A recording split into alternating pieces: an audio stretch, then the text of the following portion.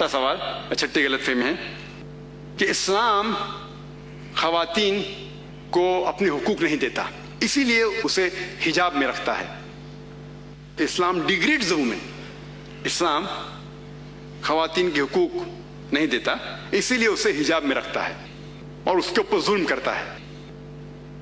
اس جواب کے پہلے ہم یہ سمجھ لیں کہ تاریخ میں ہم پڑھیں گے خواتین کے ساتھ کیا سلوک کیا گیا ہے، وہ ہم جان لیں، پھر ہم جواب پہ آئیں گے.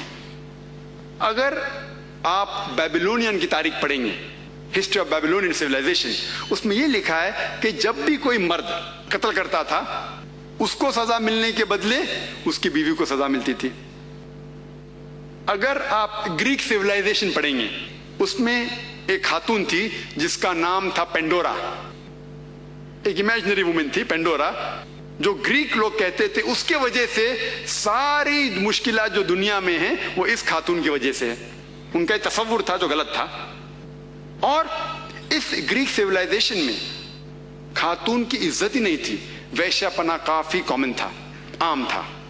اگر آپ رومن سیولائزیشن پڑھیں گے، اس کے اندر بھی nudity and prostitution was very common, ننگا پن اور ویشیا پنا بہت عام تھا. خواتین لوگ صرف مزے کے لیے استعمال کیے جاتے تھے اور چھوڑ دیے جاتے تھے. اگر آپ ایجپشین سیولائزیشن پڑھیں گے، اس میں خواتین کو یہ کہا جاتا تھا کہ وہ شیطان کی ایک نشانی ہے. اگر آپ عرب سیولائزیشن پڑھیں گے، قرآن نازل ہونے کے پہلے عربستان میں یہ حال تھا کہ اکثر جب کوئی لڑکی پیدا ہوتی تھی اسے زندہ گاڑ دیا جاتا. الحمدللہ ثم الحمدللہ قرآن نازل ہونے کے بعد یہ جو غلط کام بند ہو گیا. افسوس کی بات ہے کہ اپنے ہندوستان میں اب تک ہے. اسلام ایک وہ مذہب ہے اور محمد صلی اللہ علیہ وسلم وہ شخص ہے جن نے خواتین کا عہدہ اونچا کیا. الحمدللہ انہیں حقوق دیے، انہیں رائٹس دیے، لیکن اس کے ساتھ یہ بھی دکھایا کس طریقے سے حقوق کو قائم رکھے، کس طریقے سے اس عہدے کو قائم رکھے. ایک ہوتا ہے کہ کہنا کیا کرنا، اور کس طریقے سے قائم رکھنا وہ بھی بہت ضروری ہے.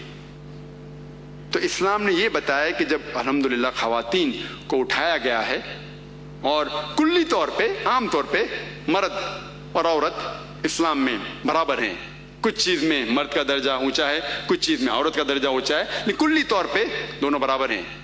تو جب اسلام نے، قرآن نے عورت کا درجہ اٹھایا، انہیں یہ بھی چیز دکھائی کس طریقے سے اس سٹیٹس کو برقرار رکھے، اس عہدے کو برقرار رکھے.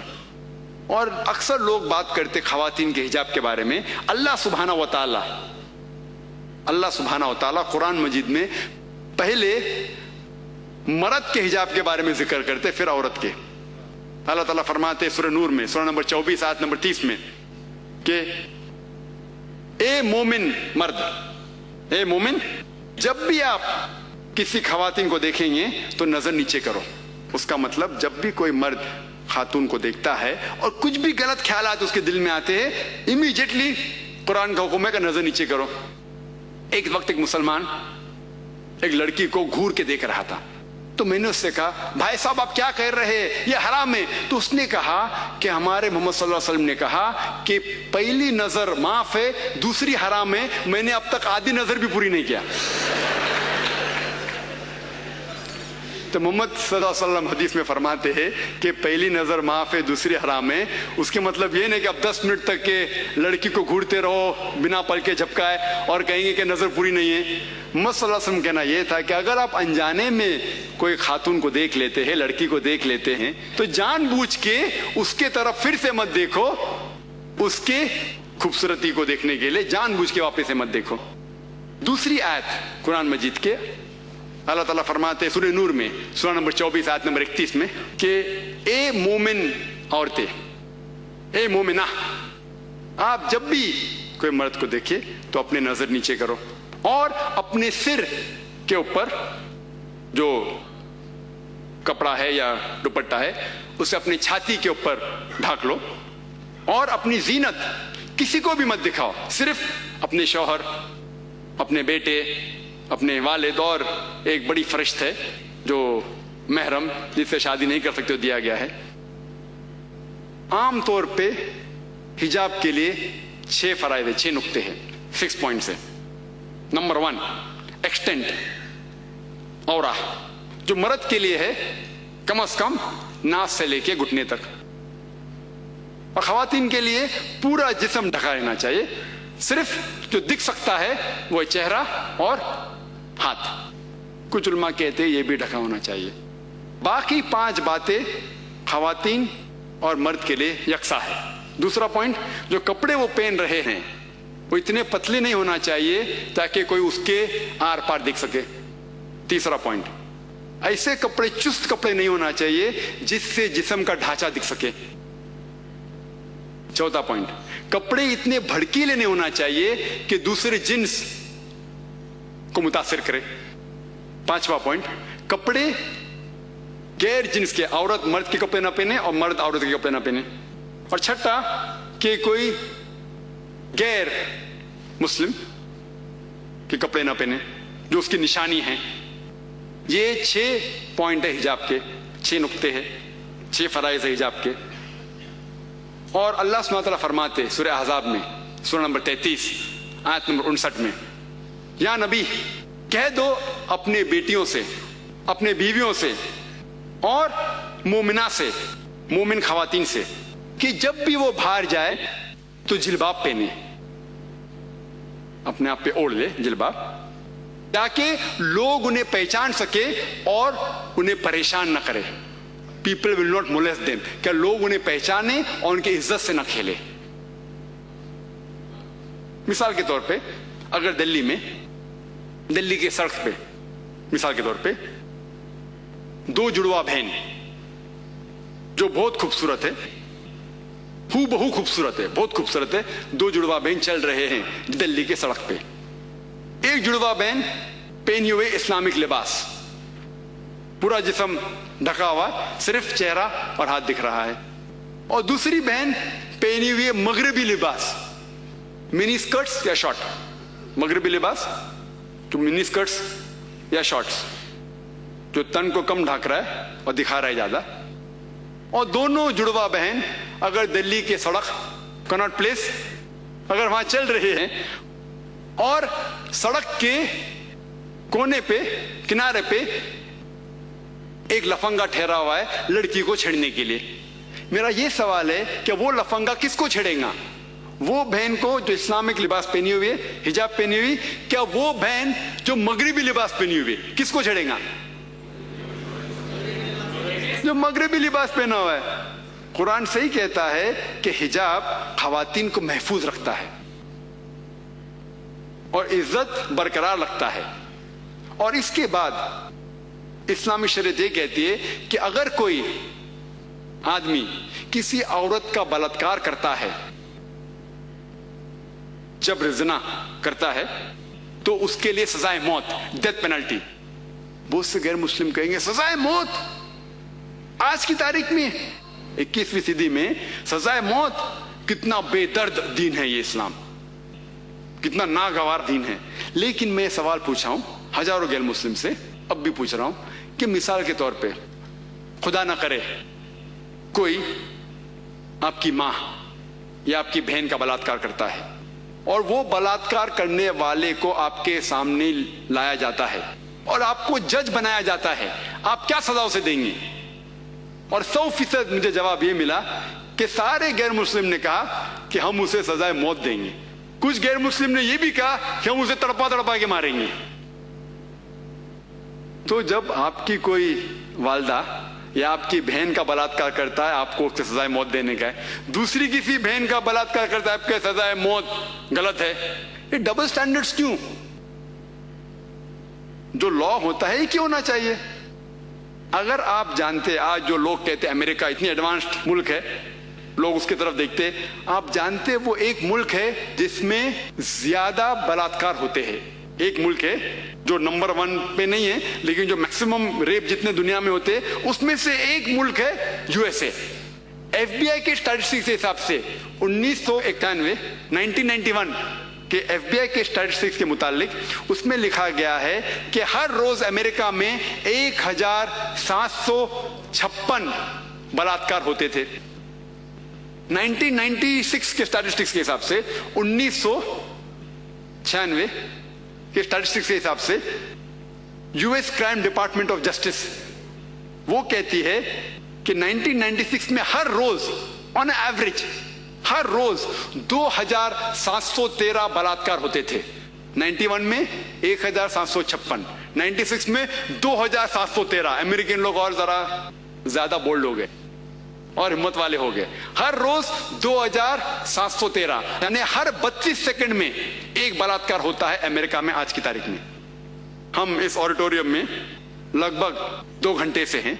2 घंटे से, जब से हम इस ऑडिटोरियम में हैं, 200 बलात्कार अमेरिका में हो भी चुके होंगे।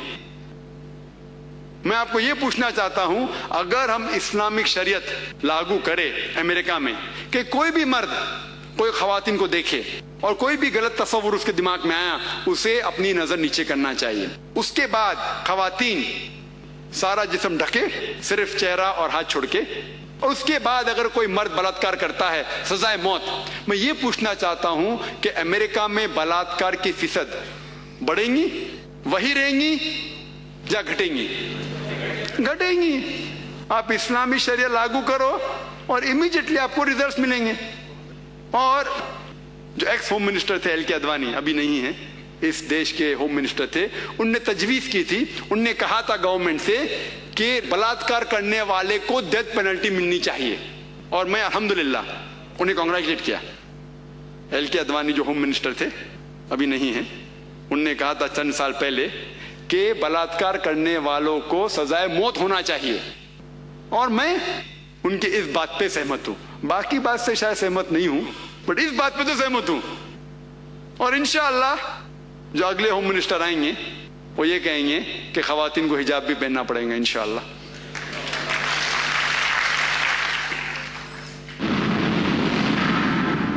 You can be a good Muslim by performing your rituals, by behaving yourself in a good manner that represents Quran and Sunnah. Prophet, peace be upon him, prohibited all forms of alcohol and narcotic. It is haram. It is prohibited. Whatever good you do is going to transform into blessing from Allah Azza wa Jal. So you have to know what Allah wants from you. So we should try to be the best Muslim that we possibly can be. Heart-to-heart counseling in Youth Talk. Every Monday at 7 p.m. UK and 8 p.m. Europe on Peace TV.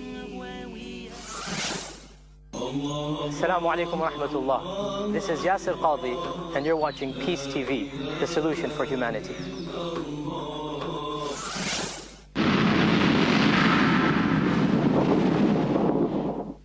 कई गैर मुस्लिम, खुसूसन हमारे जो हिंदू दोस्त थे, वो कहते कि इस्लाम बड़ा बेदर्द मजहब है क्योंकि वो गोश्त खाने की इजाजत देता है, इसलिए बेदर्द है।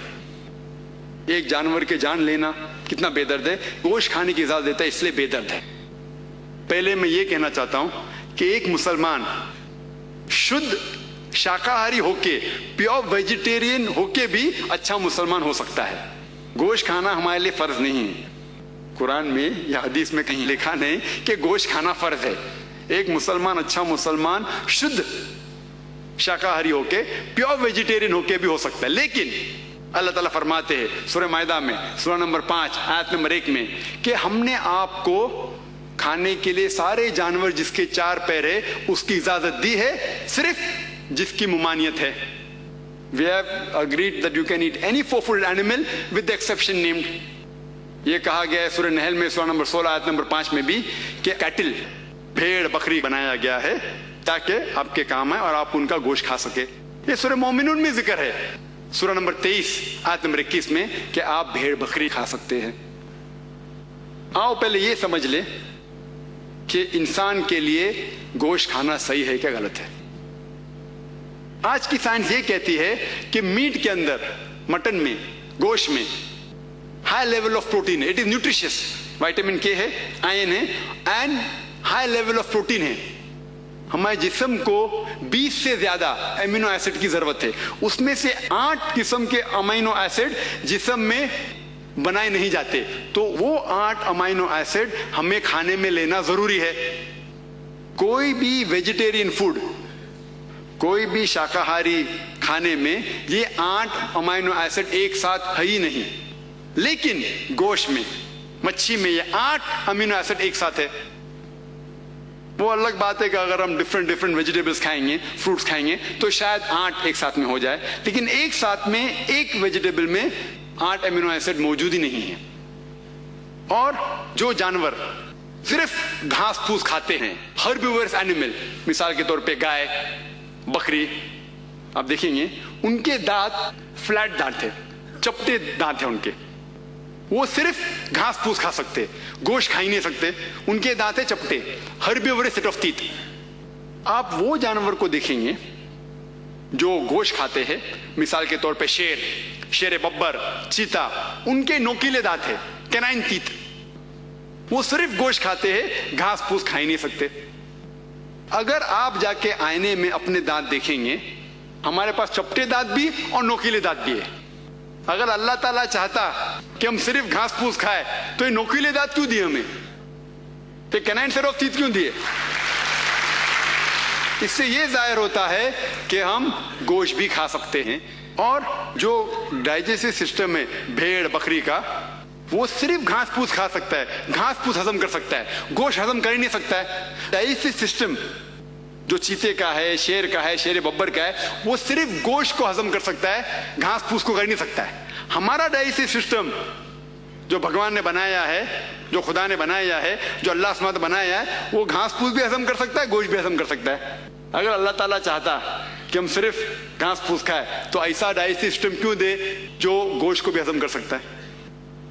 और बहुत से लोग को ये गलत फहमी है, हमारे हिंदू दोस्त लोग को, कि उनकी मजहबी किताबें गोश्त खाने से रोकती हैं। ये गलत फहमी है। अगर आप उनकी मजहबी किताब पढ़ेंगे, उनकी मजहबी किताबों में गोश्त खाने की ममानियत नहीं है।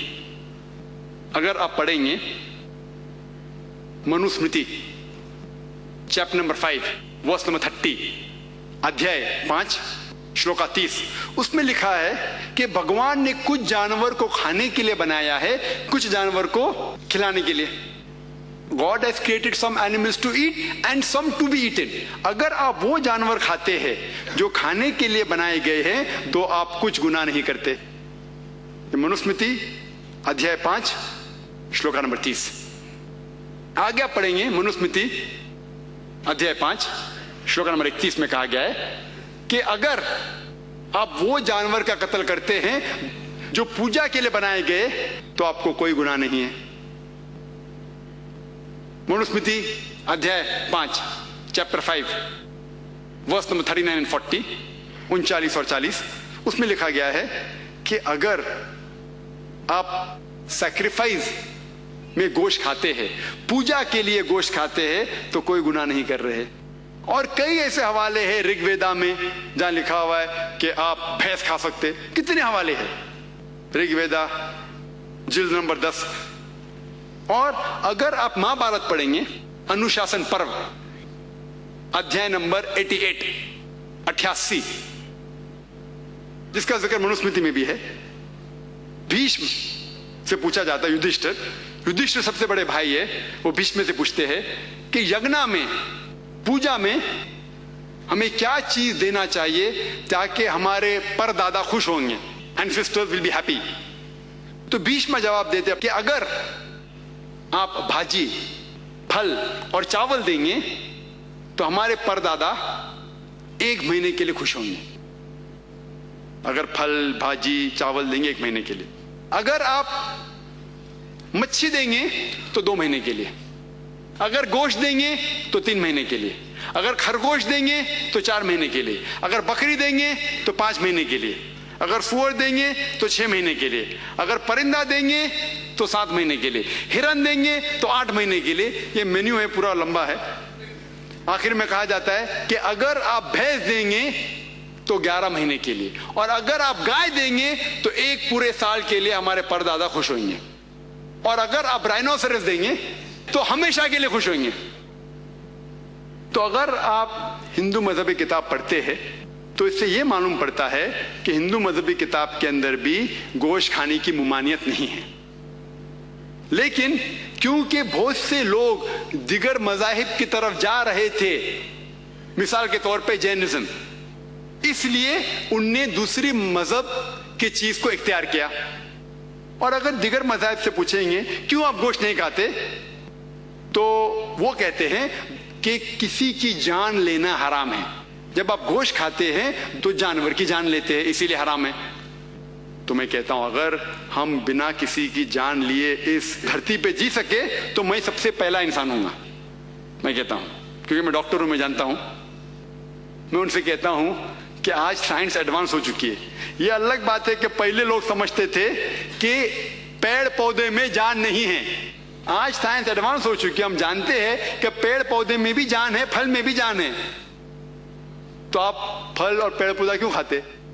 تو ان کی لاجک، ان کی منطق ذرا بدل گئی. ابھی کہتے ہیں اچھا ہم جانتے ہیں کہ پیڑ کے اندر جان ہے، لیکن جو پیڑ پودا ہے ان کو درد محسوس نہیں ہوتا، جانور کو درد محسوس ہوتا ہے، اس لیے جانور کھانا بڑا حرام ہے بنسبت بھاجی پالا کھانے سے.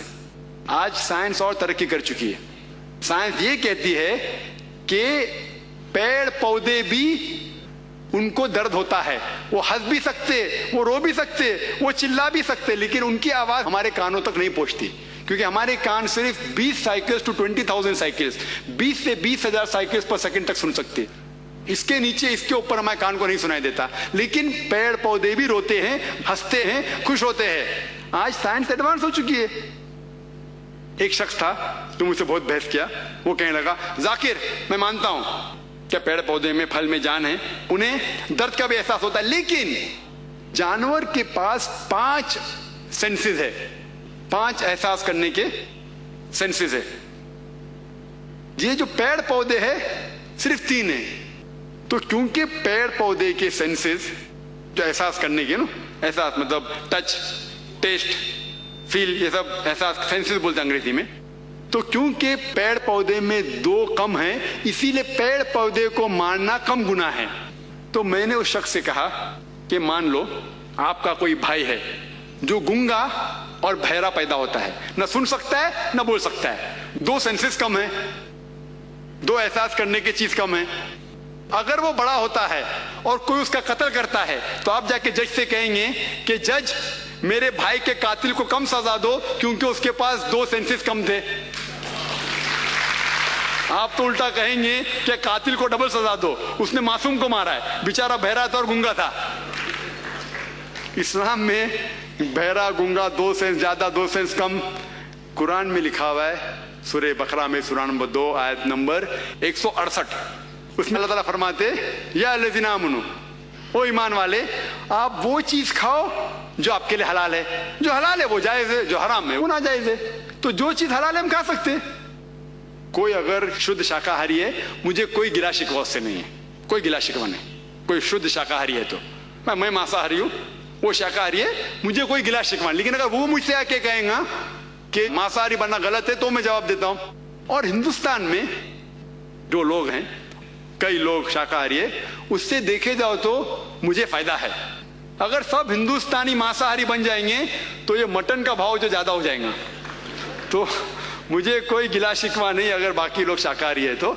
لیکن قرآن اجازت دیتا ہے کہ آپ جو جانور کے نام دیے گئے وہ کھا سکتے ہیں. اور کچھ لوگ یہ کہتے ہیں کہ آپ لوگ جانور کھاتے ہیں اور جانور کی طرح برتاؤ کرتے ہیں. تو میرا جواب یہ مختصر سا جواب، وقت کم ہے. بالکل صحیح. آج کی سائنس یہ کہتی ہے کہ جو بھی آپ کھاتے ہیں وہ آپ کے مزاج کے اوپر اثر کرتا ہے. یہ سائنس کا لیٹسٹ ڈسکوری ہے. جو آپ کھاتے آپ کے بیہیویئر کے اوپر اس کا ایفیکٹ ہوتا ہے. تو وہ کہتے غیر مسلم آپ جانور کھاتے اور جانور کی طرح برتاؤ کرتے. تو میرا جواب یہ ہے کہ ہمارے اسلام میں وہ جو خطرناک جانور ہیں، شیر، چیتا، شیر ببر، جو ایک دم وائلنٹ ہے، خطرناک ہے، وہ کھانے کی ممانعت ہے، الاؤڈ نہیں ہے، پروہیبٹڈ ہے. ہم کو صرف اجازت ہے بھیڑ، بکری، گائے جو امن کے جانور ہے، کیونکہ ہم امن سے رہنا چاہتے ہیں.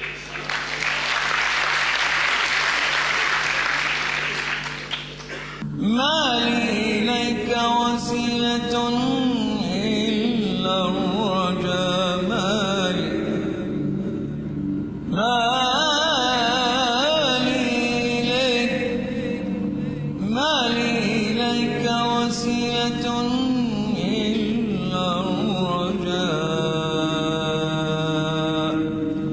جميل عفوك ثم إني.